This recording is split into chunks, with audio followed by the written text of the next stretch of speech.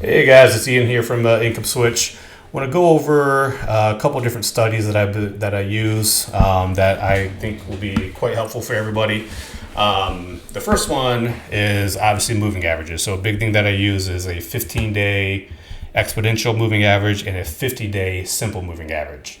I am in Thinkorswim here. This is the primary. Actually, this is the only platform that I use. I love this platform. It's fast, it's responsive, and there's just studies in here that I don't understand, but if I ever want to learn them, they're all in here. So I'm gonna show you how to set those up. I did start with a blank chart here using Apple. So the first one we want to use is the exponential moving average. We'll go in there, and I use a 15-day on this one, and we're going to change this one to a darker blue. We'll do that one.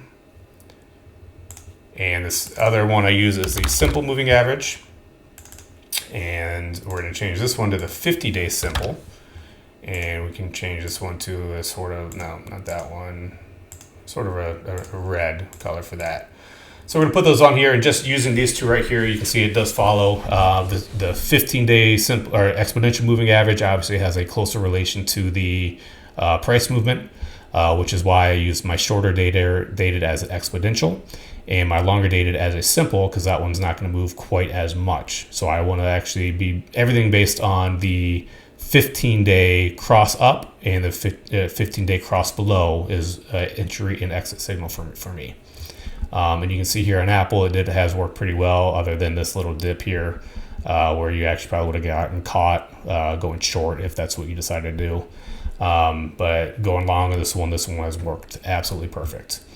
The other study that I use is the Ichimoku Cloud, and I don't know how to pronounce that, so I apologize.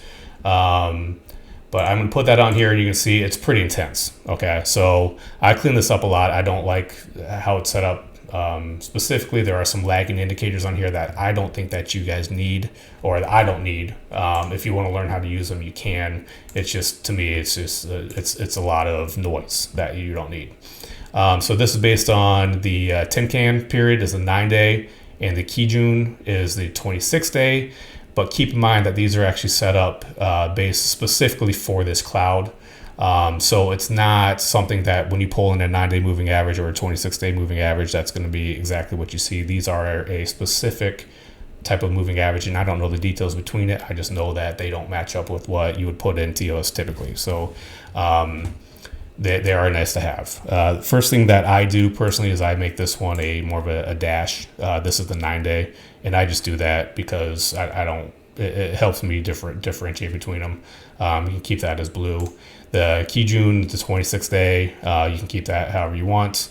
Span A is actually the resistance. No, I'm sorry. This is the support. So this is going to be your bottom line here, and that's. I prefer to have those on. A lot of people don't care to have that, but I do. Span B is going to be your top or your resistance on that one. So I keep that on as well, just so I can kind of follow that.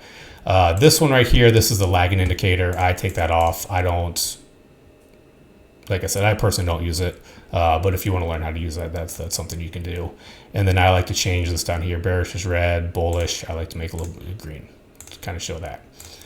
So when I put that on there, you'll kind of see it does clean it up a little bit more. And the idea behind the cloud is it's kind of a momentum indicator. So it's going to show you both lagging and future-wise of what it is thinking the momentum of the stock is going to do. Okay, so you can see here, actually, the point of this is to buy or be long when it's above the cloud and to be short when it's below the cloud. Now, what you want to do, and the way that this is meant to work, is you wait for a couple different confirmations. So when it breaks above the cloud here, you also want it to be above this 9-day, in my case, this dashed moving average. Okay. So even though it broke above right here, you actually would not have bought. You can see it did fall. You would have bought right here. Okay. So you would have bought anywhere between 175 and 178. And you would have rolled this all the way up, until it actually broke through again that 9-day moving average, where you would have got out anywhere between 191 and 185. So you would have got out somewhere around there, and then you could have re-entered as it broke up again above that moving average. Okay. So, and then you obviously would try to do the same thing when it shorted. So when it came through, and again, this short here, this was a fake out. So if you went short through this area, you would have lost. But just to explain it, it broke below the cloud and it was below the 9-day. So you would have shorted it through here, and you probably would have gotten out right here. So you might have made a couple dollars. If you were in options, you probably would have lost if you're in short dated options. But if you shorted the stock, you probably could have made a couple bucks there. Okay. And then obviously again, you would have gotten long and followed, in this case, Apple, you would have followed this up through the break and gotten back out here. So you still would have made a couple bucks. Okay. And then you would have just kept doing that through, been chopped up, but you can see how it does kind of show a nice little momentum and gives you an extra confirmation of what to do. Okay. Now, it also is a nice forward-looking stance. So right now it's actually showing, I believe it's 26 days ahead, I believe it is. It is showing the momentum, and the wider this gets, the stronger that momentum is supposed to be. So you can see that it's predicting Apple to continue a very strong move up. A lot of people are saying that we've hit a top just because we haven't stopped. Eventually it's going to come down. According to this, it's going to keep going. So it just depends on how you want to interpret everything. Now, what I'm going to do is I want to show you this. So this is kind of a dumbed down version of of the cloud plus the moving average. Now, let me show you the way that I set it up. And this is going to get a lot more confusing. But this is the way that I look at it. So there's a lot on here. It can be very confusing for a lot of people. But what I do is I wait for 2 confirmations. Okay. The first confirmation is I want the 15 moving average above the 50, which in this example happened right here, 197.37 on Apple, and a break above. So you would have had the break above the cloud, break above that 9 moving average, and my 1550 moving average cross. So you actually would have seen that, and you could have stayed in that stock all the way up until what it is. Now, I didn't do this, but just showing you, how this can be set up. So I actually do have a scan for that. Okay, so there's a custom scan for the cloud, and I put in here the moving average. So this scan, what this is doing is finding any stock above $1. That's optionable because that's what I do is I trade options.